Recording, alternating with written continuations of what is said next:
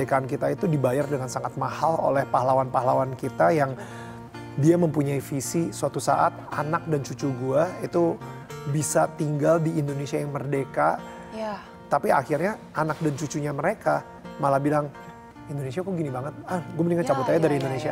Optimismnya itu datang dari mana sih Kak? Bikin kemudian brand yang segmented banget lah boleh kita bilang. Gue ngasih added value. Ketika lu pakai ini, lihat dong, Luna Maya aja pakai misalnya, atau Sandra Dewi ya pakai. Dan sampai akhirnya Adam Levine dari Maroon 5 pun pakai. Stop consuming, start creating.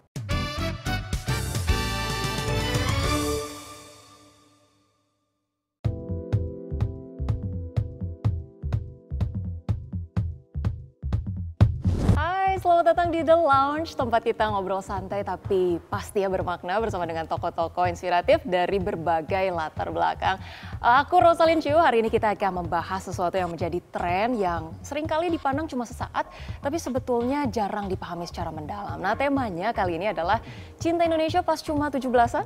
Sebuah pertanyaan yang mungkin kayaknya sederhana ya, tapi kalau kita telusuri lebih dalam, jawabannya bisa membukakan banyak realita sebenarnya. Dan kali ini kita kedatangan tamu yang sangat spesial, tidak hanya dikenal sebagai entertainer, tapi juga sebagai sosok yang konsisten menyuarakan nilai-nilai nasionalisme lewat gaya hidup anak muda.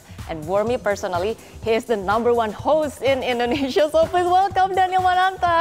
Yay, halo Ocha, thank you so much for inviting me here. Yes, it's truly an honor for us to have you here. I'm so glad. How are you doing? Very good, very good. Gila, ini lo ngomong lebih lama lagi, gue terbang nih bentar lagi.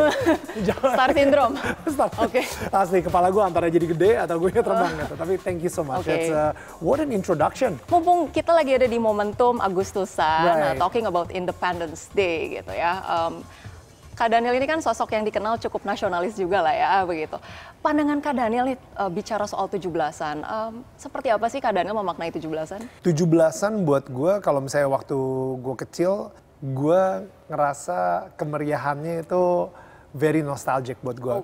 Kita sering banget, gue sama bokap nyokap gue jalan-jalan keliling komplek gitu.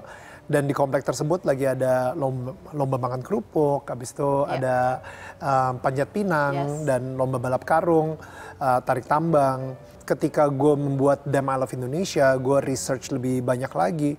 Wow, ternyata Agustus itu, 17 Agustusan ini sesuatu yang lebih dalam daripada cuma sekedar lomba makan kerupuk dan lain-lain gitu.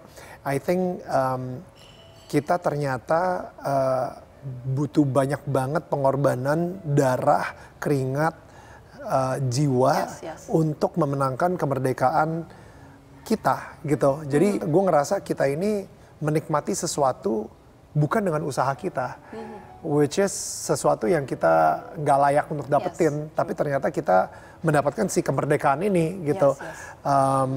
Yang bayar kemerdekaan ini ternyata adalah pahlawan-pahlawan sebelumnya yang kita sendiri juga nggak kenal gitu. Kita tahu namanya, kita cuma belajar dari buku sejarah.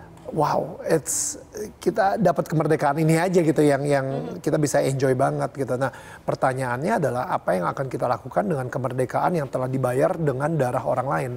So that's the big question, right?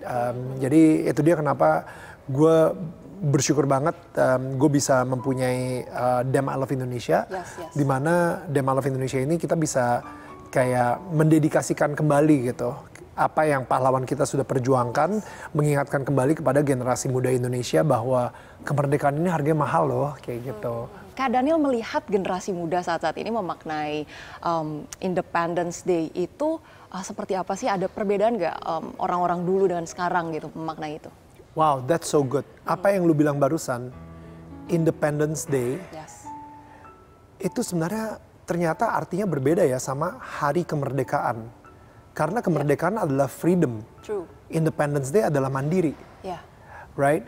Jadi ketika kita ngomong soal Independence Day, yes, negara kita bebas dari penjajahan, kita bisa berdiri secara mandiri. Tapi gue ngerasa kita sebagai rakyat yang tinggal di Indonesia, kita nggak bisa independen gitu. Harusnya ini menjadi Interdependence Day sebenarnya gitu.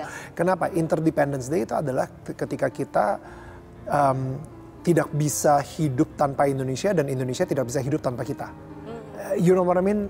Jadi I think bahaya banget ketika kita ngerasa ya udahlah kalau misalnya Indonesia kayak gini mendingan gue cabut aja ke luar negeri. True. Itu kan jadinya bukan negaranya yang jadi independen, tapi kita spiritnya jadi sangat independen sampai kita pengen ketemu masalah dikit di Indonesia, ya mendingan gue cabut aja. Kayaknya negara lain lebih nikmat, kayaknya negara lain tuh lebih menarik gitu. Jadi karena udah gue nggak butuh Indonesia karena gue adalah orang independen banget. I think definisi itu bahaya banget sih. Jadi I think apalagi setelah tadi yang gue ngomong bahwa kemerdekaan kita itu dibayar dengan sangat mahal oleh pahlawan-pahlawan kita yang dia mempunyai visi suatu saat anak dan cucu gue itu bisa tinggal di Indonesia yang merdeka. You know what I mean? Tapi akhirnya anak dan cucunya mereka malah bilang, Indonesia kok gini banget, gue mendingan cabut aja dari Indonesia. You see what I mean? Kayak wow, ternyata pengorbanannya nggak di-appreciate sama generasi-generasi berikutnya. So I think it's very dangerous ketika kita ngomong Independence Day. Lebih mendingan kita memperingatinya sebagai hari kemerdekaan kita. You know, kemerdekaan kita bebas dari penjajahan sehingga kita sendiri bisa mempunyai freedom. Kita sendiri bisa mempunyai kemerdekaan itu sendiri gitu, kemerdekaan sejatinya gitu dari penjajahan atau oppression kayak gitu. Ya, salah satu hal yang aku juga cukup sedih gitu ya, banyak teman-teman yang dari Gen Z, millennials even gitu. Mereka seringkali kalau ada kekecewaan di di sosmed gitu ya terkait dengan negara kita, they criticize the government gitu, tapi ya udah mereka pilih ya, bahkan sampai bikin hashtag kabur aja dulu gitu. Kabur aja dulu, udah gitu masyarakat Indonesia ikut-ikutan. Akhirnya Duta Besar Jepang aja bilang kayak oke, kalau ada dinamika seperti ini kita welcome banget loh. Akhirnya negara lain yang sampai harus welcome masyarakat Indonesia, oke, come here gitu. Kita bakal provide more. Itu cukup menyedihkan gitu. Tapi memang di tengah fenomena banyak sekali anak muda yang apatis, sinis gitu ya sama apa yang terjadi di negara kita ini, menurut Kak Daniel sebetulnya apakah karena kita kurang difasilitasi atau kurang platform, atau sebenarnya kitanya aja yang kurang mencoba untuk mengenal negara kita sendiri sih, Kak? Wow, I think it's all of them ya. Gue baru denger tuh kalau misalnya Duta Besar Jepang sampai ngomong seperti itu. Wow, ini tapi balik lagi kita sempat dijajah sama Jepang loh guys. True. Dan gue selalu bilang gitu, kalau misalnya kita mau menjajah sebuah negara, udah nggak butuh lagi secara fisik orangnya harus menjajah kita.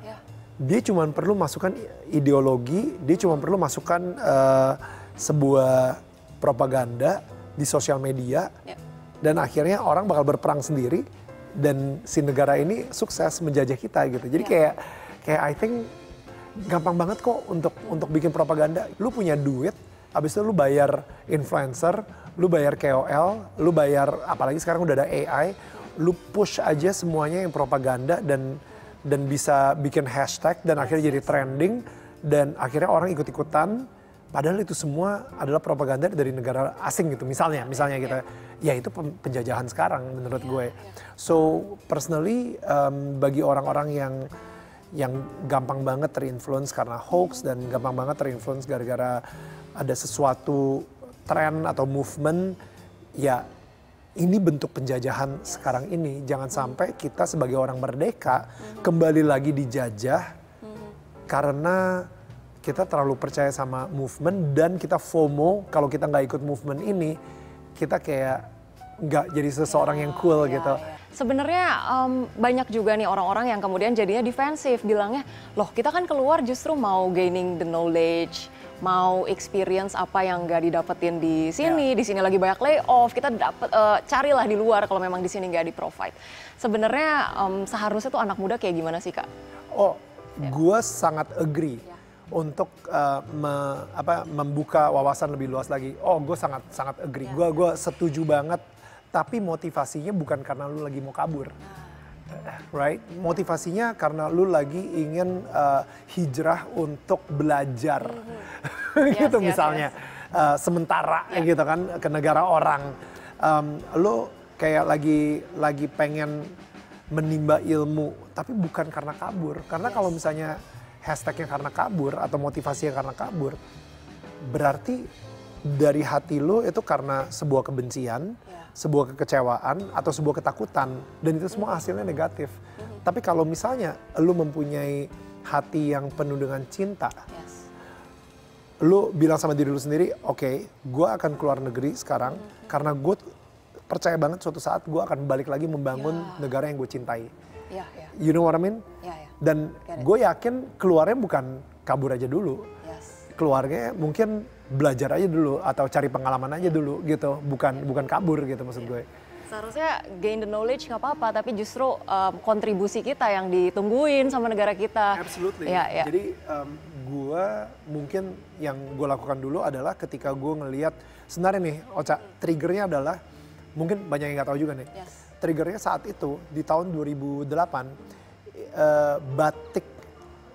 batik diklaim sama Malaysia saat itu. Nah, abis itu gue yang ngerasa, wow, kok bisa begini gitu. Dan orang pada marah, orang-orang Indonesia yang di circle gue itu, wah kurang ajar nih Malaysia ngambil batik kita dan lain-lain gitu. Tapi setelah gue riset, Malaysia itu emang punya batik loh. Singapura juga punya batik yang dipakai sama Singapore Airlines gitu, sama stewardessnya. Jadi kita juga punya batik.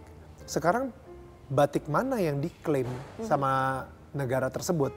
Dan ketika gue tanya, mereka juga nggak terlalu tahu. Dan abis itu gue coba tanya, lu tahu nggak batik-batik Indonesia itu apa aja? Ya mereka juga nggak tahu juga. Batik itu cuma satu. Jadi ternyata ada parang rusak, ada batik kawung, ada banyak sekali gitu batik yang menurut gue indah banget dan ada filosofinya itu bermacam-macam, layer banget. Nah, jadi ketika gue dengar soal ternyata kita aja nggak ngerti soal batik. Kenapa? Kenapa kita nggak ngerti soal batik? Karena anak-anak mudanya sendiri ngerasa batik itu nggak cool lagi. Oke, gimana cara kita sebagai anak muda bisa, ya gue nggak bisa salahin anak muda. Gimana caranya supaya kita bisa bikin batik itu cool lagi, atau budaya Indonesia cool lagi? Kepikiran lah, ya udah kita bikin brand, dan brandnya ini kita bikin budaya Indonesia jadi sekeren mungkin. Kita crossover, kita kolaborasikan dengan gaya anak sekarang, sehingga desainnya tuh jadi beda banget. Dan I don't know, like orang ngeliat, iya ini ada Indonesia ya, tapi kok modern banget ya take-nya on this gitu. Akhirnya setelah kita keluarin si Damn I Love Indonesia yang pertama, oh people love it gitu, people love it so much gitu. Dan motivasi, triggernya gara-gara itu, gara-gara gue pengen make sure kita sebagai orang Indonesia atau anak muda Indonesia dikasih sebuah platform untuk bisa mencintai budaya kita sendiri, tapi bukan dengan cara kuno, dengan cara modern. So ya muncullah si Damn I Love Indonesia tersebut. Kayak kita bikin Kartini tapi gayanya pop art gitu, which is Andy Warhol banget. Misalnya seperti itu. Waktu itu optimismnya itu datang dari mana sih Kak? Bikin kemudian brand yang segmented banget lah boleh kita bilang. Saat itu kayaknya brand Indonesia sangat dianggap remeh. Kayak ketika kita taruh harga yang cukup mahal, dibilang wah kok brand Indonesia harganya mahal banget sih. Tapi makin kesini gue ngerasa memang kekuatan sebuah brand itu itu yang membuat mahal gitu, like di belakang brand tersebut ada gue misalnya, dan habis itu gue juga punya kenalan selebriti, dan gue wah pokoknya gue kasih terus deh baju Damn I Love Indonesia ke semua selebriti yang gue kenal. Nah akhirnya membuat brand tersebut jadi worth it value-nya untuk orang beli. Gue percaya banget kalau misalnya dengan kekuatan branding, orang akhirnya bisa berubah perspektifnya. Yang tadinya perspektif dia atau core belief dia, produk Indonesia itu harusnya murah. Tapi dengan gue ngasih added value, ketika lu pakai ini, lihat dong, Luna Maya aja pakai misalnya, atau Sandra Dewi pakai, atau dan sampai akhirnya Adam Levine dari Maroon 5 pun pakai. Right? Dan kalau misalnya nih Kak Daniel ya dikasih kesempatan jadi menteri. Apa yang gue ucapkan dari mulut gue, itu gue hanya speak blessing. Gue gak mau speak curse, gue gak mau speak kutukan sama Indonesia.